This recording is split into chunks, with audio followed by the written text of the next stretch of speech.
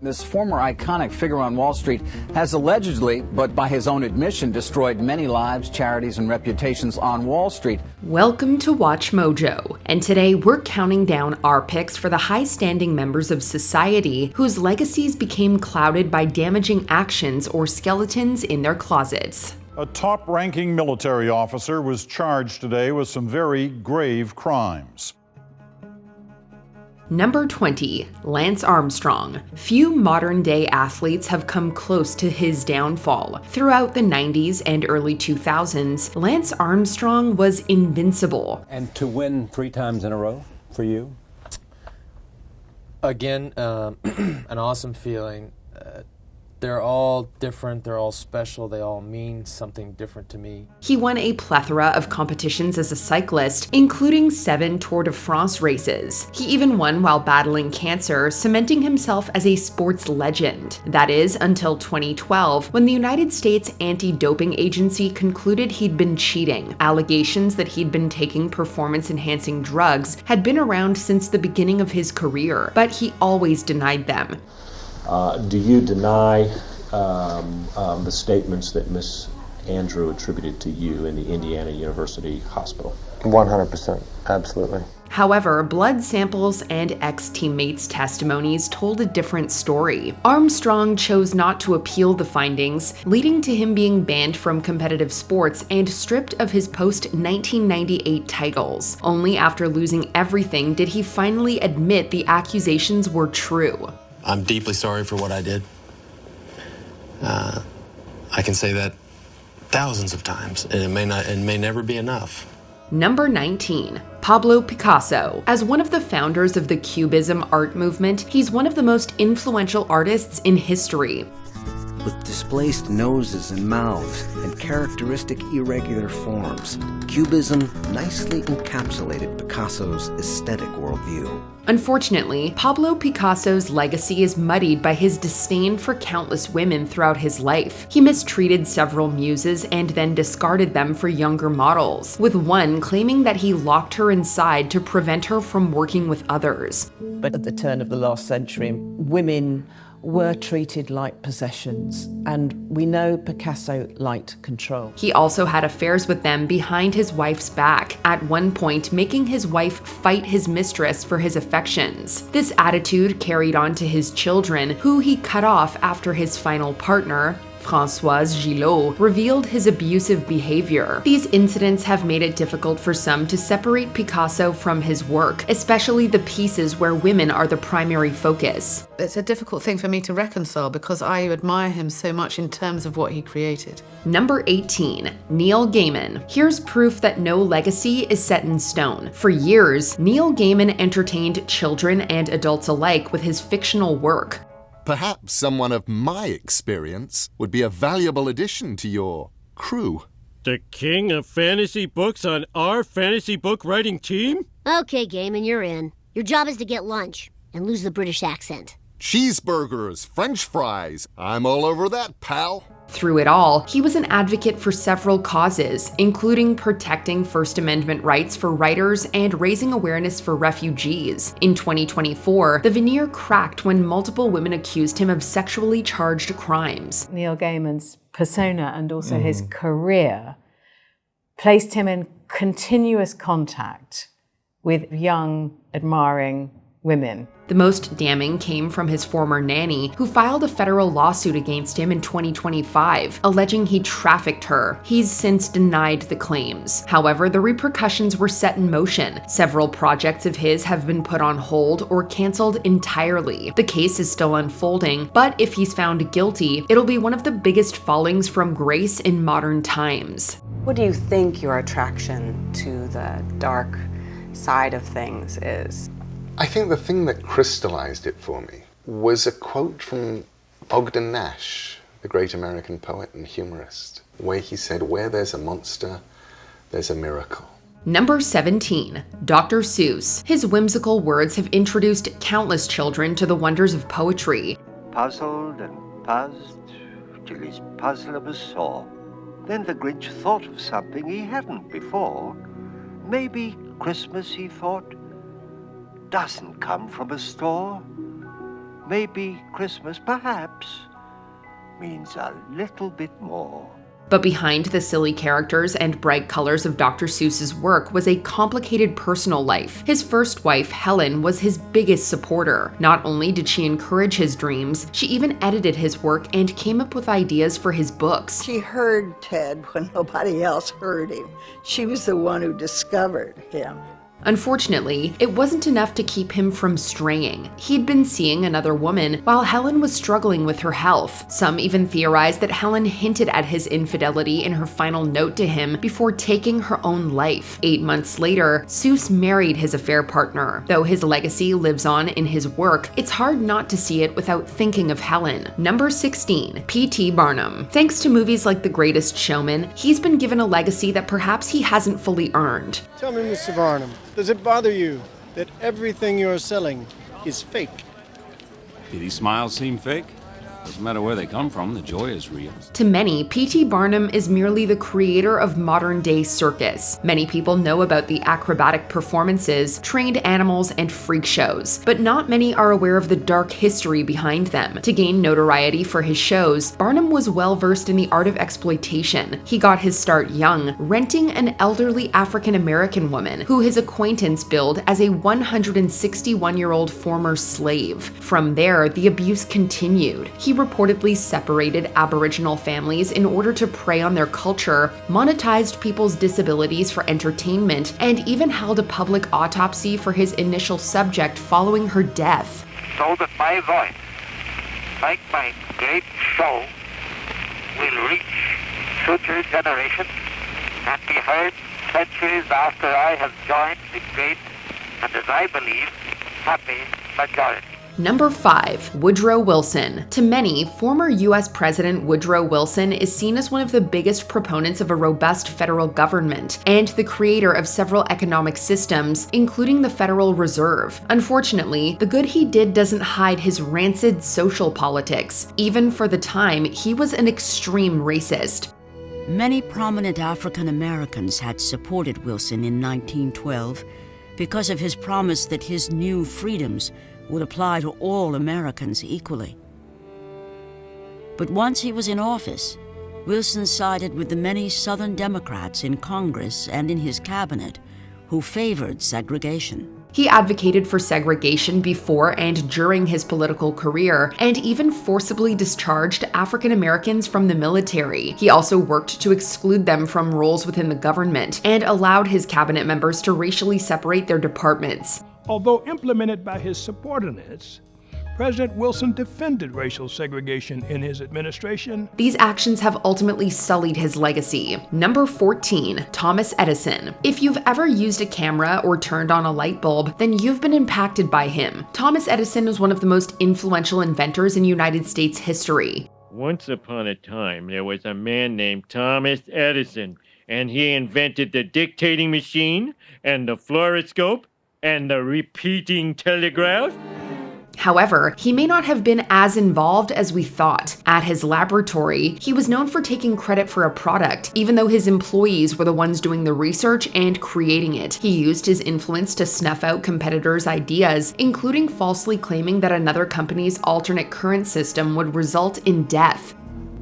Now, Mr. Edison, there is a great degree of feeling between you and Mr. Westinghouse. I do not dislike Mr. Westinghouse. But there's a contest between you two, isn't there? That is not what this is about. Beyond his direct work, his film company produced a now infamous clip depicting an elephant's death. Edison is proof that even with major historical figures, we might not know the full story. Number 13, Larry Nassar. Using one's authority to abuse those who trust you the most is vile. That only scratches the surface of the acts committed by Larry Nassar. My real interest, of course, with dance and gymnastics is my role with USA Gymnastics. As the former medical practitioner for the United States women's gymnastics team, he was highly versed in the subject of gymnastics injuries, and even wrote multiple papers on how to treat them. Allegations against him began in the 1990s, but they were swept under the rug until 2016 when he was finally fired. This gave over 250 survivors the courage to come forward about him using medical exams as a guise for sexual abuse. Larry Nassar did not arise in isolation. The list of horrific crimes he committed grew as his trial went on, resulting in multiple decades-long sentences in federal and state prisons. What I need is systemic change at the highest levels to end the culture of abuse that is sweeping our nation. Number 12, Henry Ford. While he's covered in history classes, the extent of his beliefs are usually ignored. When Henry Ford is mentioned, it's usually to discuss his strides in the automotive industry. Through his own fierce determination, he had risen from obscurity to become one of the most famous and powerful men in the country. With the Model T, the most successful car in history, and the groundbreaking $5 a day wage, Ford ushered in the modern world. What doesn't get brought up are his staunch beliefs in various conspiracy theories, particularly those that villainized people of Jewish faith. This led him to buy his hometown's newspaper just so he could publish his anti-Semitism. He then forced his dealerships to distribute his drivel to customers. What really matters about Henry Ford is that just he had so much power and so much cultural authority, and when a figure like Henry Ford sanctions this kind of thing, it has it legitimizes these ideas. As if passing it around America wasn't bad enough, he then had the articles converted into 4 different books, which he then sold around the world. His work caught the attention of Germany's Heinrich Himmler and Adolf Hitler, with the latter citing him as an inspiration. Number 11, Mother Teresa. For most of her career, she was viewed as a modern-day saint, with the canonization to prove it. How do you feel about that when people call you a saint? Nothing to feel about it, because we are all meant to be holy, since we have been created for that. Mother Teresa was primarily known for starting the Missionaries of Charity, a group dedicated to housing and caring for the sick. Behind closed doors, she was much more corrupt. She believed that most sick people needed to suffer. That's corroborated by a lack of proper medical care in her facilities, despite them receiving millions in aid. To her, the convent and the catechism matter more than the clinic. She and her missionaries also took advantage of the ill by coercing them into converting religions. She even cozied up to now convicted child abusers and leaders of dictatorial regimes. All that controversy raises the question of just how saintly Mother Teresa really was. Number 10, Jim Jones. Started as an effort by a charismatic preacher to build a new society, but it ended, of course, with the tragic deaths of more than 900 people. By their very natures, cult leaders have to be respected, charismatic, and personable, and perhaps none fooled the world quite like Jim Jones. Jones was highly respected in his lifetime, advocating for racial equality and offering support systems for the disenfranchised. He also built significant political capital, receiving praise from mayors and city officials, and even being appointed to the San Francisco Housing Authority Commission. Did his message at the time resonate with you? Yes. No isms. No sexism, racism. He appeared to be a rare combination, a commanding spiritual leader, a prominent civil rights activist, and a community organizer. But Jones's story ended in significant tragedy when he took the People's Temple to Guyana and murdered over 900 members, their story becoming one of the most shocking events of the 20th century. Jonestown was described as his paradise, and it was not. Former member Leslie Wagner Wilson says followers were overworked and underfed. And then as time wore on, I realized that there was no future in Jonestown. Jim became increasingly paranoid. Number 9, John Wayne Gacy. Ed and Lily Grexa lived next door to the family of John Wayne Gacy on Summerdale in Norwood Park. The Grexa's daughter Audrey used to babysit for Gacy. So I stayed in the house, and I didn't know there was bodies under there then. Today, John Wayne Gacy is known as one of the most famous serial killers in American history. Active throughout the 1970s, Gacy murdered at least 33 people and buried most of them in the crawl space of his house. But go back to the 70s themselves and you'll find a very respectable man. Just come inside, answer a couple of questions, and don't even think of it like a job interview. Gacy was highly active in politics, working closely with the local Democratic Party, and even having his photo taken with First Lady Rosalind Carter. He also volunteered for community events, ran a successful construction business, and famously performed at hospitals and children's parties as Pogo the Clown. Many people liked him, which is why it came as such a surprise when the news broke. John actually called right after he got arrested and talked to my dad. And my dad said to him, "Why'd you do it, John?" And I guess John said, "Oh, well, I'm innocent. I didn't do anything." Number 8, Bill Cosby. It was a striking sight this afternoon. Bill Cosby in handcuffs. Of all the actors who got Me Too'd, Bill Cosby was one of the most shocking. This comedian was enormously respected in his heyday, not only for his legendary career, but because he seemed like a genuinely good person. He was deeply involved in promoting education, donated millions to charity, and was a trusted public figure, resulting in his nickname America's Dad. Dad, can I talk to you for a second? Is it about money? No. Let's go. It was also this reputation that allowed people to ignore or mistrust the initial allegations against him. But when over 60 women publicly accused Cosby of assault, his reputation was thoroughly and permanently trashed. His fall from grace marks one of the most dramatic downfalls in the history of Hollywood and may be studied for decades to come. At that trial, several other women who alleged Cosby had similarly assaulted them testified against him. Today, Judge Stephen O'Neill said the evidence, sometimes from Cosby's own words, was, quote, overwhelming that Cosby had planned to drug and assault Constant, and he declared Cosby a sexually violent predator. Number 7. Koko Chanel. Trousers, the little black dress, even getting a suntan, they're all part of the revolutionary legacy of Gabrielle Chanel. The designer radically transformed the way we dress in the first half of the 20th century. Now Paris's Galliera Museum is paying tribute to her and her fashion manifesto. One of the most iconic fashion designers in history, Koko Chanel revolutionized feminine style in the early 20th century. Unfortunately, World War II somewhat ruined her reputation, as she knowingly dated Nazi officer Baron Hans Gunther von Dinklage. At Paris's Ritz Hotel, her affair with a Nazi intelligence officer was common knowledge. But it's so much worse than that. In 2011, Hal Vaughn published the book Sleeping with the Enemy, reporting on intelligence archives that were recently declassified. Turns out, Chanel was also a Nazi spy and worked with them in various capacities, even going by the codename Westminster. Chanel also tried using anti-Semitic Nazi laws to force out the Jewish partners of Parfum Chanel, intending to leverage them for her own financial gain. In recent years, Chanel's dirty laundry has been making headlines at home and abroad. Number 6. Jimmy Savile. For more than 40 years, Sir Jimmy Savile was a show business friend of the establishment. A friend of the rich and famous, even of prime ministers and royalty.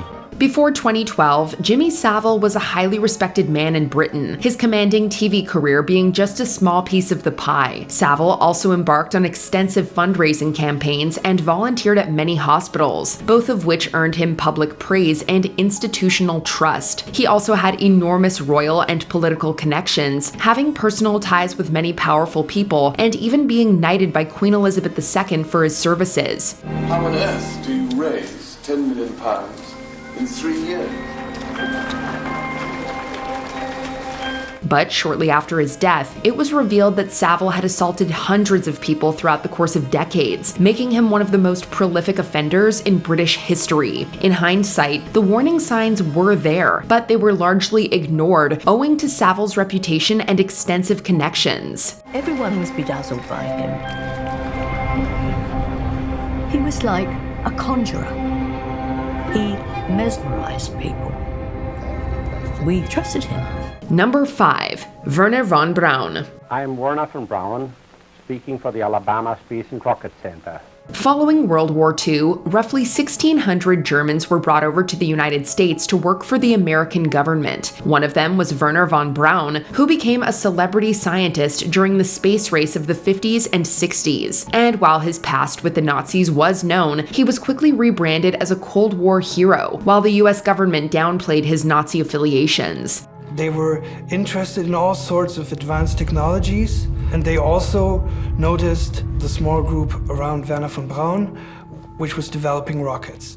In reality, von Braun was highly complicit in a system of forced labor and mass death, using concentration camp prisoners in his V-2 rocket program. Conditions were inhuman, and at least 10,000 to 20,000 people died while working at his site. In fact, more people died building the V-2 than were killed by the weapon itself. The Versailles Peace Treaty had forbidden weapons like tanks, planes, heavy artillery to Germany. But nobody had thought of mentioning missiles. Number 4. Gil Deil. Gil Deil Marshal of France. Formidable to men, fascinating to women, feared by all. This knight gained fame as a valiant military commander during the 100 Years' War and is primarily known for fighting alongside Joan of Arc. He was also born into nobility and became one of the richest men in France. But in the years following his military career, Gilles withdrew to his estates, where he engaged in increasingly erratic and sinister behavior. Local children began disappearing, but their peasant families were often too poor or afraid to confront a powerful nobleman. But rumors spread as more children disappeared, and Gilles was eventually investigated and arrested. His true body count is hard to substantiate, but it could be in the hundreds. He was found guilty and hanged on October 26, 1440. Number 3. Russell Williams. Colonel Russell Williams seemed the embodiment of the military ideals of duty and honor. Pilot for prime ministers and royalty, commander of the secret Canadian base in the Persian Gulf. A decorated colonel, Russell Williams served in the Royal Canadian Air Force for over 20 years. A model officer, Williams oversaw important military operations and personally flew VIP dignitaries around the world, including Queen Elizabeth and various Canadian prime ministers. May 2005, the Queen and Prince Philip in Canada. In command of their flight, an officer on his way up in the Canadian Forces, Lieutenant Colonel Russell Williams. He was also a murderer and sexual offender. Williams committed over 80 fetish-related break-ins between 2007 and 2010, often stealing lingerie before graduating to assault. He also murdered 2 people, Jessica Lloyd and Marie-France Como, a military flight attendant. He was eventually sentenced to life in prison and stripped of his rank and medals. His uniform was even burned by the Canadian military in a symbolic gesture of protest. And today, what began as fetish and fantasy led to a life sentence of solitary misery. Number 2. Bernie Madoff. But then she said, there's just one thing about him, though. He never looks you in the eye. My mother got it before anybody. She just didn't put it together. Because this god was a demon, a devil. Very few financiers were as respected as Bernie Madoff. This guy was a king on Wall Street, running the firm Bernard L. Madoff Investment Securities and managing money for banks, charities, hedge funds, celebrities, you name it. He was also a pioneer in electronic trading and helped develop NASDAQ, becoming one of its first chairmen. He began serving on industry boards. He began being invited to regulatory roundtables. And he was elected to 3 terms as the chairman of the board of NASDAQ. And in the early 90s, he was a trusted, respected Wall Street statesman. And while all this was going on, Madoff was running the largest Ponzi scheme in history. In 2008, Madoff's own sons turned him in, and investigators uncovered $65 billion in fake profits. Thousands of investors lost their life savings, and Madoff was sentenced to 150 years in prison. It's a stark reminder that even seasoned professionals can be deceived when due diligence is ignored. The sentencing of Bernie Madoff, the mastermind behind the biggest Ponzi scheme in history, getting 150 years behind bars. Before we continue, be sure to subscribe to our channel and ring the bell to get notified about our latest videos. You have the option to be notified for occasional videos or all of them. If you're on your phone, make sure you go into your settings and switch on notifications. Number 1. Harold Shipman. From the dock, he'd shown no emotion. He stared straight ahead as the foreman of the jury read out the verdicts. Guilty to 15 counts of murder and to forging the will of one of his victims. Doctors are some of the most respected individuals in society, and we quite literally trust them with our lives. So it's absolutely horrifying when that trust is broken, especially through malicious means. Harold Shipman was a British GP who operated his own practice in Hyde, Greater Manchester. Through his role as a doctor, he gained the trust of vulnerable patients, especially those with cancer and elderly women who lived alone. These are the women Shipman murdered. Not one was suffering from any serious illness. Everyone died suddenly after a visit from Dr. Shipman. He would then give his patients fatal doses of pharmaceutical heroin and certify the deaths himself, often attributing them to natural causes like stroke or heart failure. In this manner, Shipman murdered an estimated 250 people, making him one of the most prolific serial killers in history. Harold Shipman killed more people than anyone else in British peacetime history.